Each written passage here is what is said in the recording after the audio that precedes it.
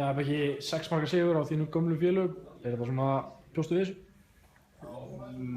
Ég veit það ekki, þetta var náttúrulega bara 50-50 leikur fyrir leikinn sko, en mjög ánægður með sigurinn, við spilum vel og bara, jákvætt sko.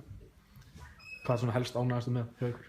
Mér fannst sóknin sérstaklega fyrir hálfleik mjög góð og svo hélt það kannski áfram svona hluta seinni hálfleiks og vörnin kom svona seinni partinn í fyrir hálfleik og hélt svona ágætlega, það fór samt svolítið mikið af mörkum á okkur.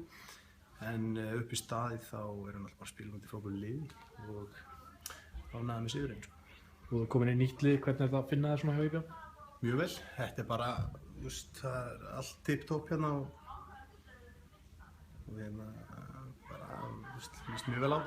Nú rákum margir upp stóru augu þegar þú komst í IBF fyrir tímabilið. Voru eitthvað önnur lið á eftir þér? Já, það var ýmislegt í gangi, en svona upp í staðið þá var svona nýja áskorun, fyrst ég var að koma heim, fannst mér meira svona spennandi, þannig að ég ákvað að koma hingað og sé ekkert eftir því núna, mér líður vel hérna.